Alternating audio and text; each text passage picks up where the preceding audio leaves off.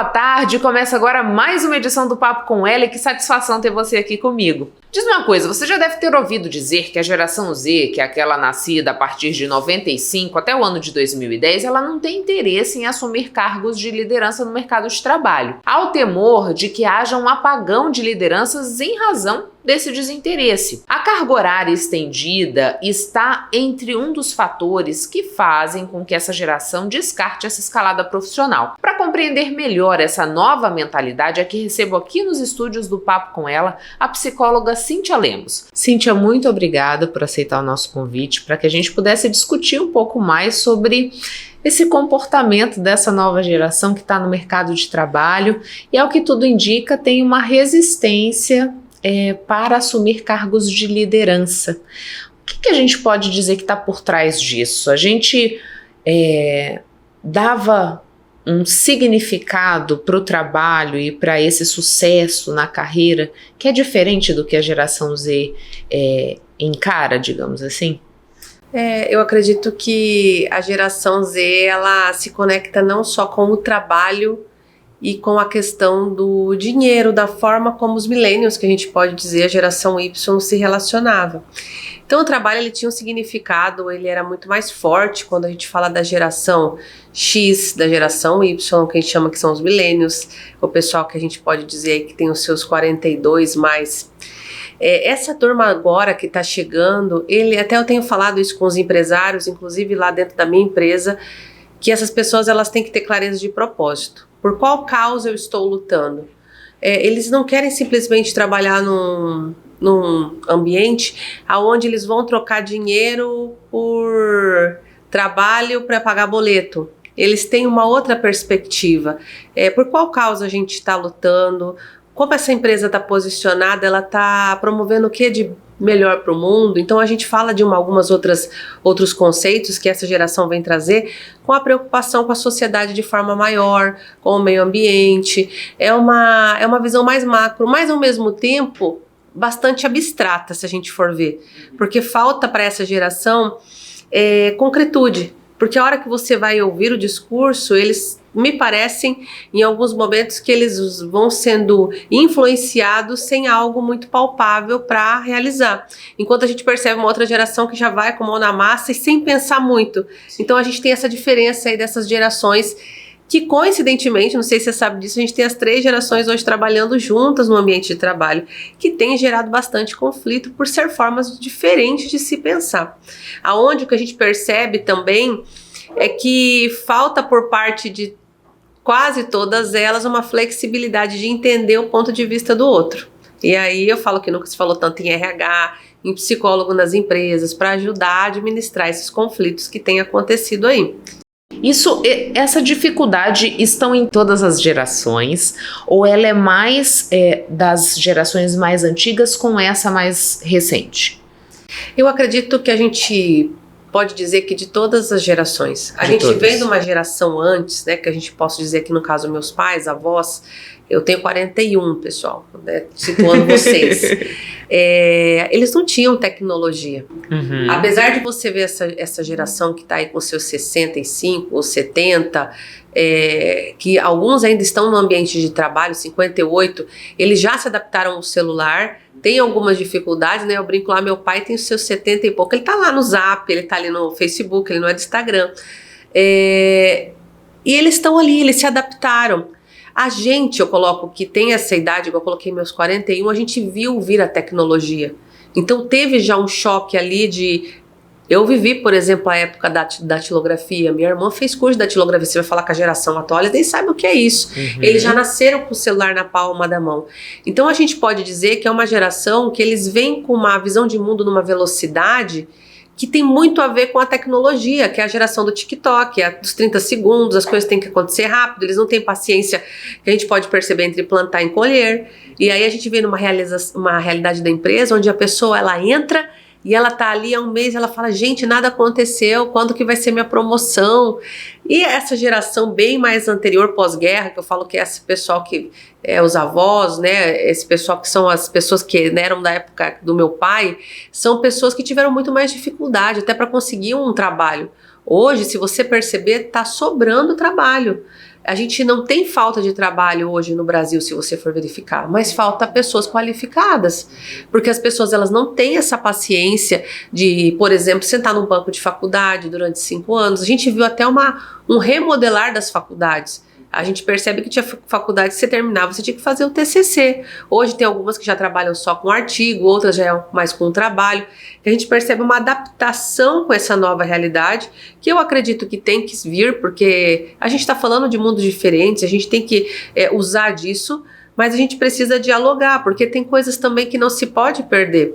Eu tenho percebido assim que o valor vamos pensar do estudo, das bases, do que é da intelectualidade, ela ficou meio de lado. Demodê, como diz o outro. É isso aí. Né? Então, assim, a pessoa, às vezes, ela lê um livro, isso é real, tá? Ela acha que ela já tá apta a abrir um curso na internet e ela sai vendendo aquilo como especialista.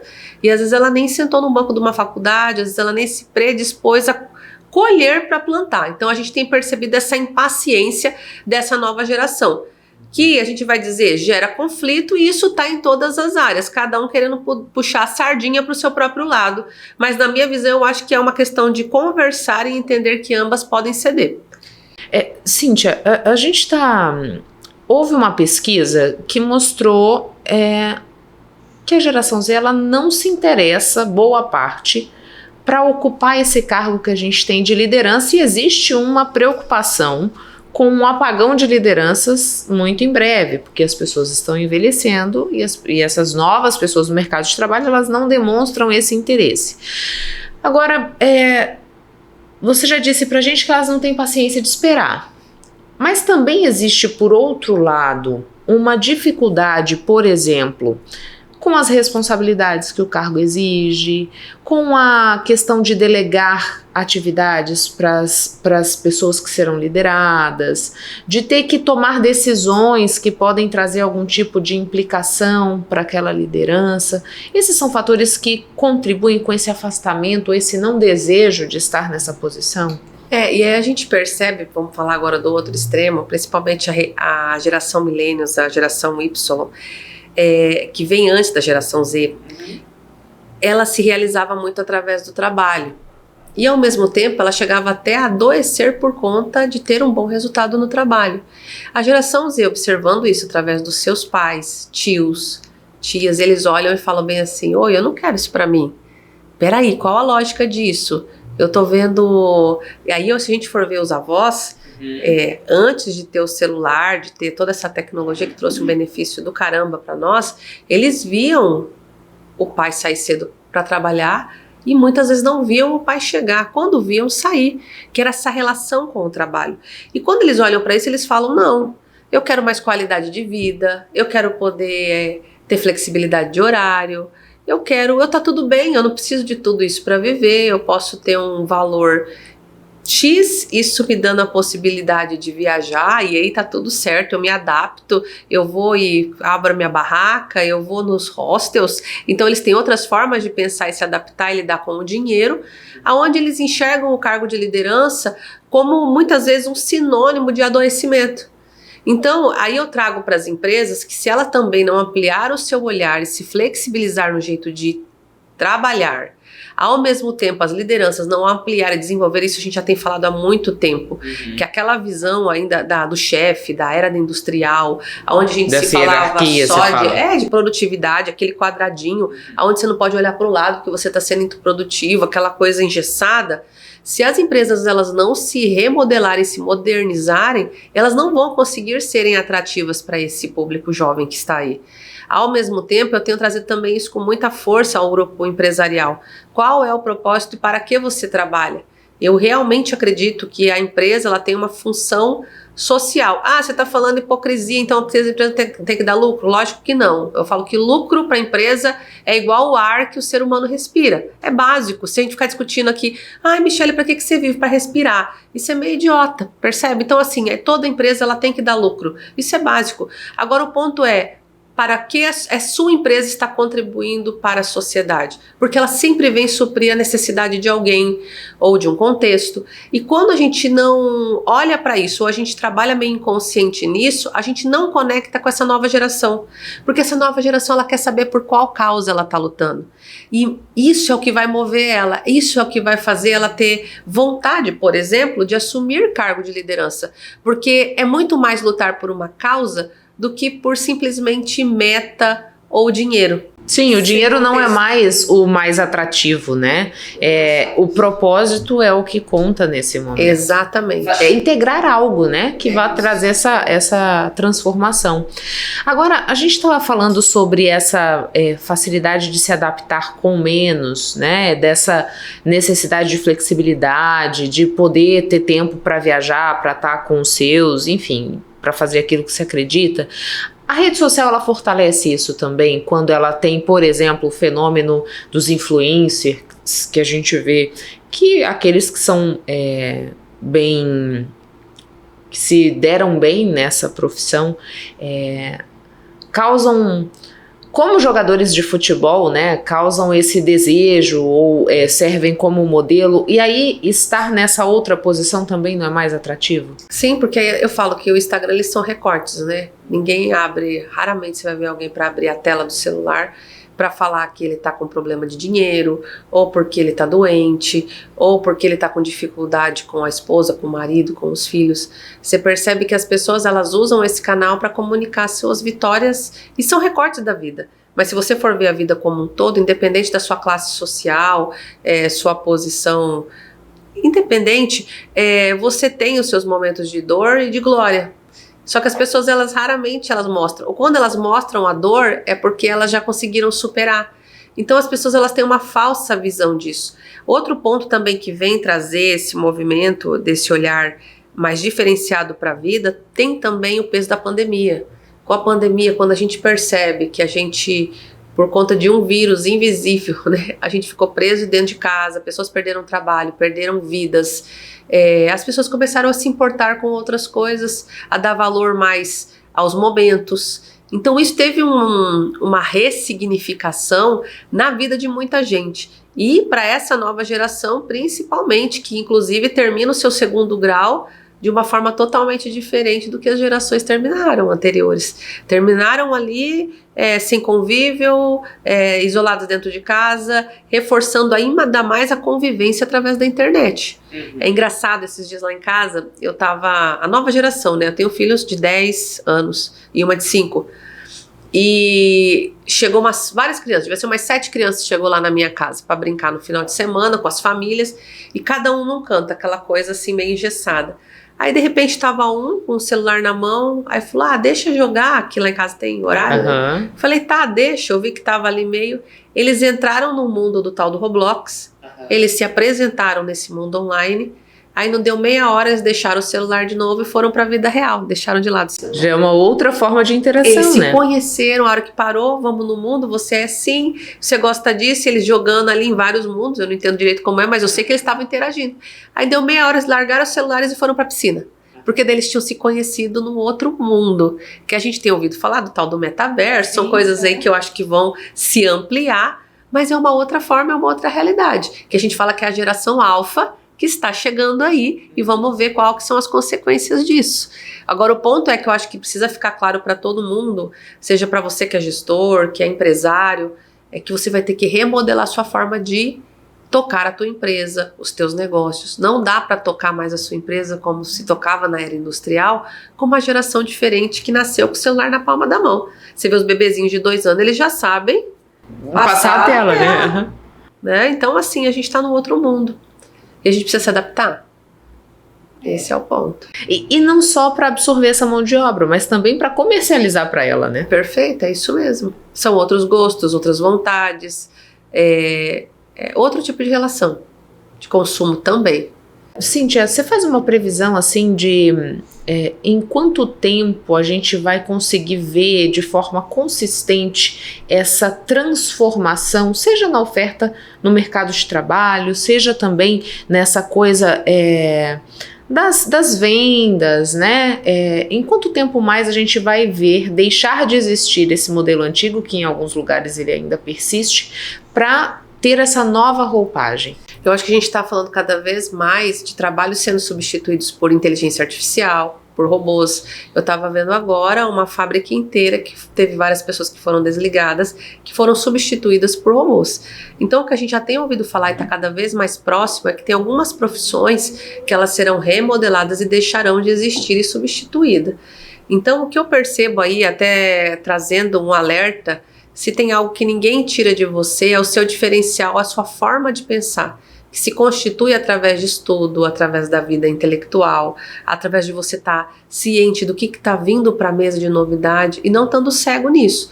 Por exemplo, igual agora, a gente tem um exemplo do ano passado, ou foi esse ano, eu tô meio perdida, do ChatGPT, que é esse canal onde as pessoas entram, elas fazem pergunta e dá respostas em 30 segundos. Lá na empresa mesmo, eu tinha uma assistente minha que toda vez que a gente ia fazer determinado trabalho, ela ficava 3 dias em imersão para conseguir levantar os dados.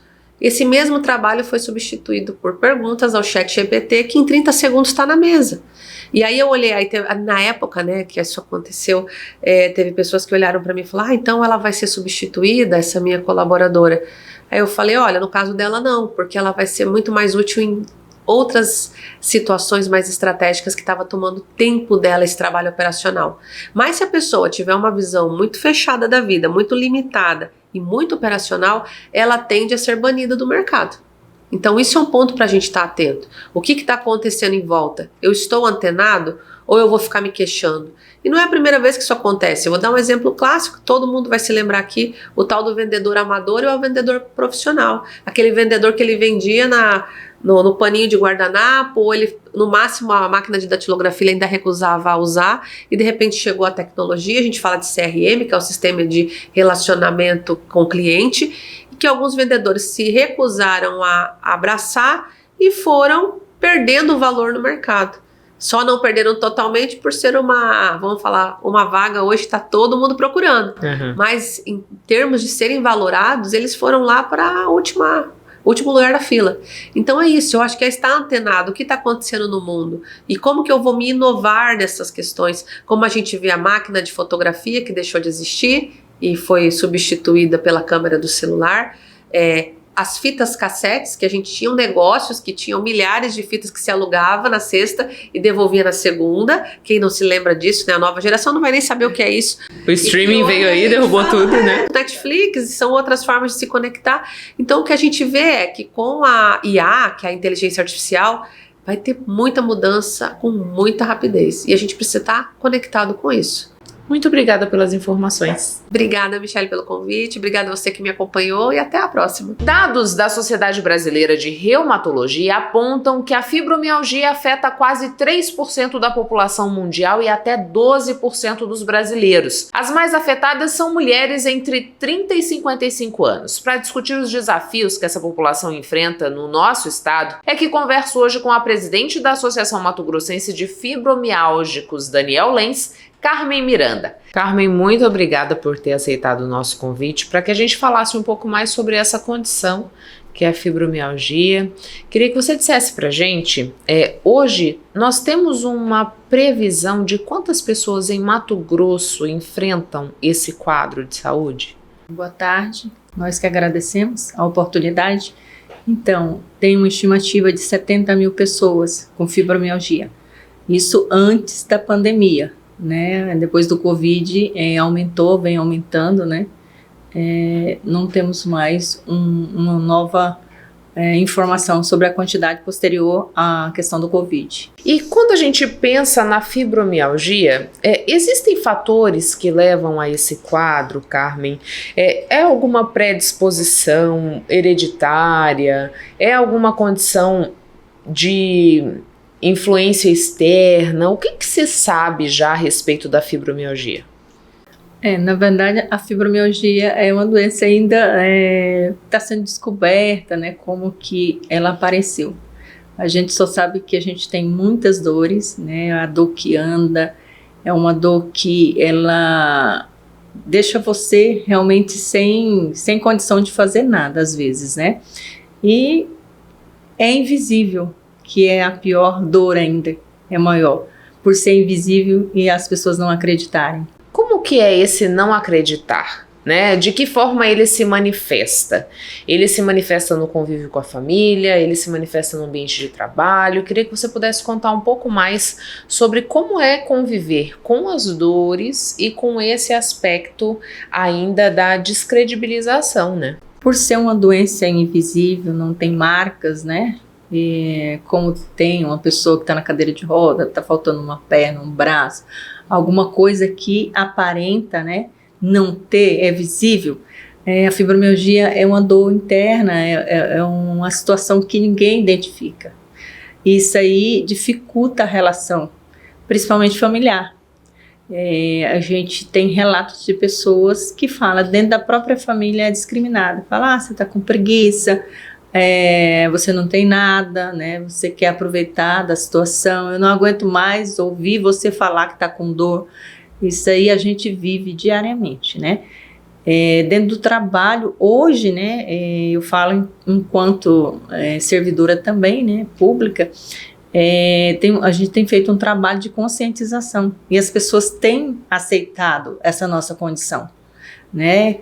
Por mais que a gente aparenta boa aqui, né, tá todo mundo arrumado, tá de batom, né, transparece uma pessoa que não tem nada, que não tá doente, nós temos sim uma dor, e a dor da alma. Como que é lidar com essa dor, Carmen? Porque assim, a gente conversava um pouquinho antes e você dizia assim, a vida não pode parar, né?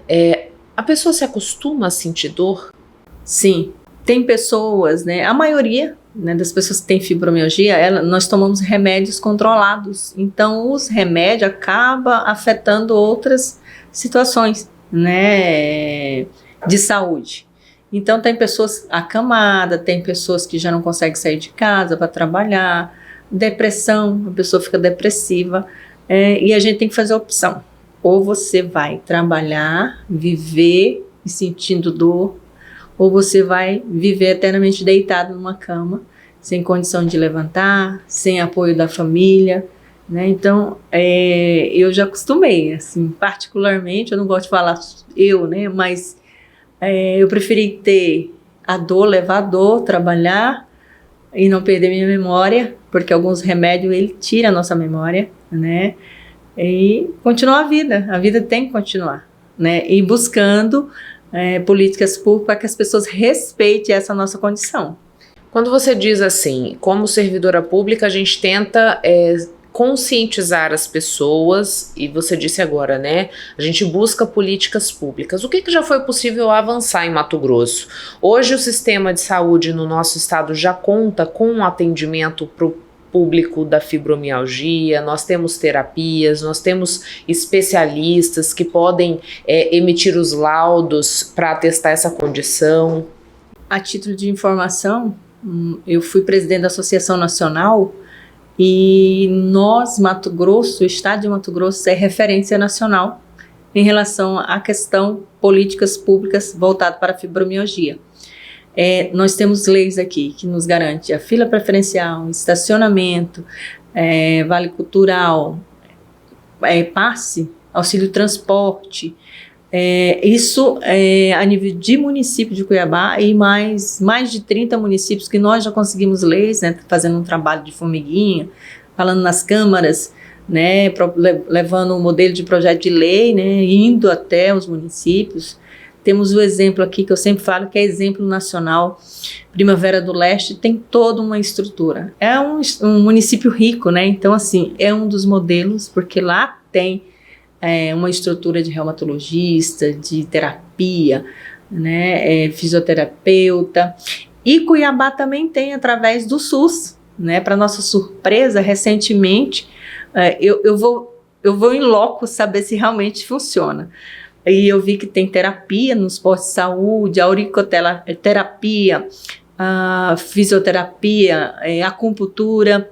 Então, assim, hoje, para quem não tinha nada, nós temos bastante oferta, embora a quantidade é mínima em relação à questão da quantidade de pessoas, né? Mas nós temos a lei aí agora, foi aprovada uma lei que não está ainda implementada, que é a implantação do Centro de Tratamento Multidisciplinar do Estado de Mato Grosso para as pessoas com fibromialgia. Isso aprovado pela Assembleia Legislativa. E isso já sancionada pelo governador, mas não implementada. Mas já tem um acordo com o Ministério Público, estivemos lá junto, houve uma audiência para discutir a questão das leis, que já foram aprovadas, mas não foram sancionadas, né, não estão funcionando, e o Ministério Público deu um prazo para que eles apresentem aí de que forma que eles vão colocar à disposição esse centro de tratamento multidisciplinar. Então a gente está aguardando aí, era 6 meses, acho que já passou uns 2, 3 meses. Até o fim do ano deve ter alguma novidade, então. Provavelmente vai vir aí, né? Hoje, agora recentemente, no dia 9 de maio, em razão do 12 de maio, que é Dia Mundial da Fibromialgia, né, da conscientização, nós fizemos um seminário estadual, onde nós convidamos todos os parceiros, Ministério Público, o Tribunal de Contas, enquanto fiscalizador, né, das ações aí, a Assembleia, juntamente com a Assembleia Legislativa, né, o setor da saúde da Assembleia, e foi muito bem receptivo, e isso deu assim uma visibilidade bem grande. Hoje os municípios buscam informação para que a gente possa falar lá com a Secretaria de Saúde dos municípios, né, o que a gente pode fazer, passar as informações para que eles coloquem também essa disponibilidade do tratamento dentro do município. Às vezes tem lá e a pessoa não sabe. Então é questão assim, a gente tem que correr atrás das políticas públicas, porque nós temos muito, e recurso tem, né? Toda e qualquer política pública, se você não estiver buscando, né, correndo atrás, batendo na porta, a gente não consegue. E Carmen, você falava pra gente dessa manifestação da fibromialgia, que cada organismo reage de uma forma, né? Hoje, vocês se organizam aqui no estado ou aqui em Cuiabá para que essas pessoas possam se encontrar, para que elas possam trocar experiências. Vocês têm essa visão de grupo, né? E se existe, eu queria que você dissesse para a gente o que já foi possível conquistar com esses encontros. Sim, nós já fizemos vários encontros nos parques, né, de Cuiabá. A gente leva alguns profissionais da área que são parceiros, né, que contribuem com a gente, até pessoas que têm fibromialgia e são profissionais da área de saúde. Isso vem dando, né, visibilidade, credibilidade na questão da visibilidade, porque, igual eu falei posteriormente, não tem marcas. Quando não tem marcas, fica mais difícil as pessoas aceitarem, né? Então a conquista é grande.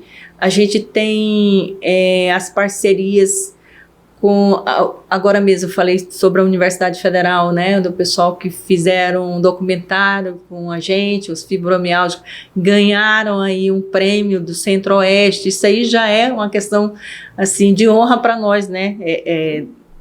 Os frutos, né, o que nós plantamos tem dado frutos. Vão disputar agora o nacional, né? Nós temos parceria também nacional. Eu tenho parceria com o estado do Acre, onde eu ajudei a construir a associação de lá. Eu construí a associação daqui, nós fundamos a associação estadual. Posterior à minha saída da associação nacional, nós criamos a nossa associação, que é a Fibro-MT-DL, Associação Mato Grossense de Fibromialgicos Daniel Lenz. Quem que é o Daniel Lenz? Foi o fundador da Associação Nacional, que morreu de Covid, era do Rio Grande do Sul. Então a gente trouxe o nome do Daniel por eu entender que eu não conhecia ele pessoalmente, mas a gente conversava até altas horas da noite para buscar políticas públicas nacionalmente, cada um nos seus estados. E quando ele morreu, eu me senti na obrigação de continuar fazendo o trabalho dele. Isso tem dado resultado. Então, nossas parceiras o Acre, o Vale do São Francisco, o seu Wilson lá é presidente, porque o Mato Grosso, por ter várias leis e tem a maioria funcionando, serve de modelo. Santa Catarina também está com a gente, lá tem uma associação, a gente também é parceiro de Santa Catarina. Então, isso aí vem contribuindo muito para o fortalecimento, inclusive nacional, porque nós temos um projeto de lei em andamento, que é o 3010 de 2019, que cujo autor é o doutor Leonardo, que foi deputado federal. E esse projeto de lei está já como urgência lá para ser votado no Congresso Nacional, inclusive partiu do grupo dessas 5 associações estaduais, um ofício pedindo a urgência do relatório que seja para a aprovação desse projeto de lei que ele vem trazer para todos os fibromialgicos. Ele é para que a doença seja considerada incapacitante. Então, a gente conseguindo isso aí, né, dentro das normalidades, porque como tem graus a doença, às vezes fala, eu tenho fibromialgia. Se todo mundo que tiver fibromialgia for aposentar, complica. Né? Eu acredito assim, com toda a responsabilidade, eu sempre prezo por isso, quer dizer, gente, vamos aos poucos, né, a gente também não pode atropelar todo um processo. Então, assim, tem dado resultado. Quando a gente fala em graus, quantos graus são? Então, é assim, o que é o grau? Às vezes o meu é mais leve, né? Eu sinto menos dores. Eles falam em 18 pontos no corpo, mas já desconstituíram isso. Então, às vezes eu estou sentindo aqui 2, 3. Então, eu estou sentindo, é leve, moderada. Outros sente mais. Tem gente de cama. Aí alguns que tomam os remédios mais... que atinge, né, outras situações, a pessoa fica de cama, né? Então, esse é o grau que a gente identifica. Tem gente que você tá me vendo que eu tô ótima hoje, né? Eu consigo trabalhar. Tem gente que não consegue trabalhar, né? Porque a gente vai perdendo as forças. A gente perde as forças dos braços. Às vezes a gente perde também a memória em razão da questão da medicação, né, que afeta. Então, é muita situação para uma doença só, né? As mulheres são mais acometidas, Carmen? Sim, mais de 90% são mulheres, mas temos os homens também que têm a fibromialgia. Só adultos? Não, nós identificamos crianças também, temos crianças, né? Eu queria até registrar fatos com relação à questão da fibromialgia aqui. Mulheres, nós quando estávamos na Associação Nacional identificamos 5 suicídios, né, por conta da doença, inclusive um homem, porque ele estava se sentindo inútil, ele foi passar numa perícia e ele não conseguiu, ele foi indeferido e ele se sentiu impotente perante a família e se suicidou. Saúde mental fica comprometida também nesse quadro, né? É preciso ter muita atenção. Carmen, infelizmente nosso tempo chegou ao fim, quero deixar o microfone à disposição caso você queira fazer mais algum esclarecimento, se quiser deixar uma fala no sentido de conscientizar as pessoas para a gente quebrar realmente essa resistência ou esse preconceito que existe quando se fala em fibromialgia. Para quem está nos assistindo, né, a gente pede a compreensão que a doença existe, ela não é da nossa cabeça. A fibromialgia, quem tem dores por mais de 3 meses no corpo, né, que não são pontuais, que procure um especialista, reumatologista, um médico de dor, para que identifique. E o que a gente mais pede, que as pessoas nos respeitem, a doença existe, ela é invisível. A gente sempre fala que quem tem dor tem pressa. E essa pressa a gente busca por meio das políticas públicas, né? Queria só deixar aqui o convite no dia 13 agora de julho. A gente vai estar no Parque das Águas a partir das 14 horas, num grande encontro de fibromialgicos para demonstrar que a doença existe, né? Passar para as pessoas as informações necessárias, né? E acompanhe a gente na rede social, no Instagram, a FibroMTDL, no Facebook, lá tem todas as informações, né, os projetos de lei, as cidades que têm leis em Mato Grosso, que já estão funcionando, e o que a gente conseguiu até o momento, tá? Muito obrigada.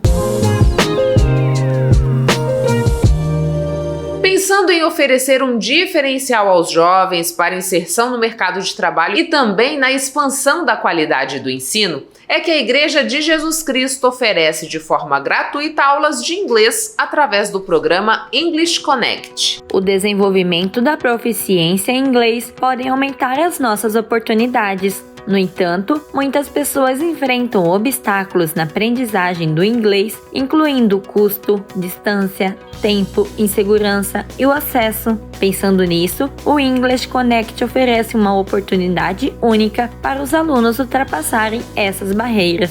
O English Connect é um projeto que a Igreja de Jesus Cristo dos Santos dos Últimos Dias faz para ajudar pessoas a ter uma oportunidade mais prática, ainda não ter todos os recursos que eles precisam para fazer um curso, fazer uma coisa que vai ajudar pessoas a aprenderem aos poucos inglês, de uma maneira muito eficaz, na verdade.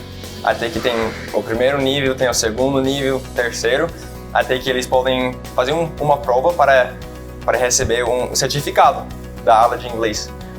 Porque a gente sabe que inglês é uma coisa muito importante e nós, missionários, somos representantes da igreja.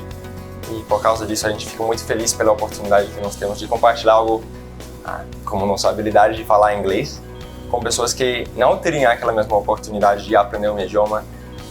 E sabemos que, apesar de ser alguma coisa que é pouco, só conversar um pouco com pessoas, ajudar eles a estudar, que eles vão poder progredir e tirar dúvidas e aprender de uma maneira pessoal e receber ajuda que eles não poderiam receber de uma outra forma.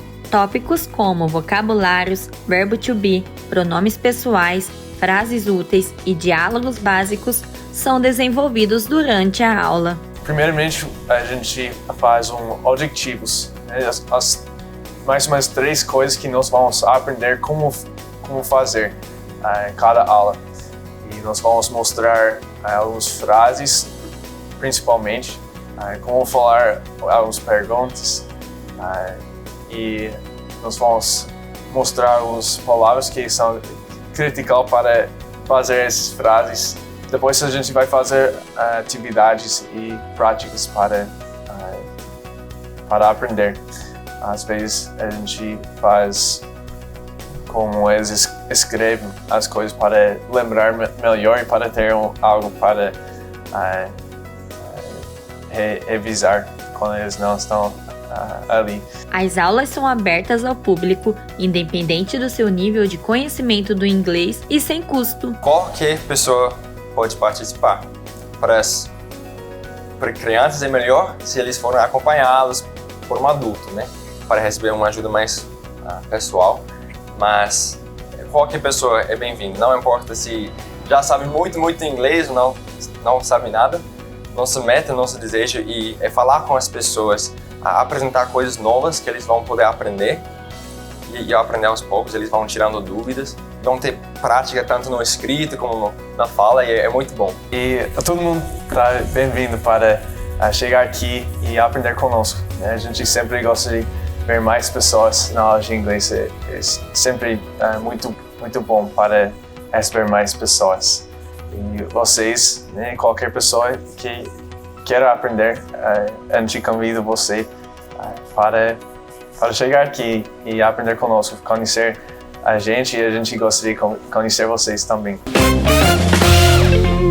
Uma das mais tradicionais de Cuiabá, a festa de São Benedito, originou exposição itinerante e está disponível à população no Museu da Imagem e do Som aqui na capital, o MISC. A realização é do Museu de Arte Sacra de Mato Grosso, que fez um recorte da exposição Festa Religiosa. Com mais de 300 anos de história e tradição da famosa festa de São Benedito, o Museu de Imagem e Som de Cuiabá expõe registros dessa simbólica celebração do povo cuiabano. A exposição tem curadoria de Viviane Lose e é composta por trabalhos de artistas itinerantes. Quando você tem uma exposição da festa tradicional de São Benedito trazendo essa diversidade cultural, muito me alegra. Uma coisa é você ver as imagens pelos meios de comunicação.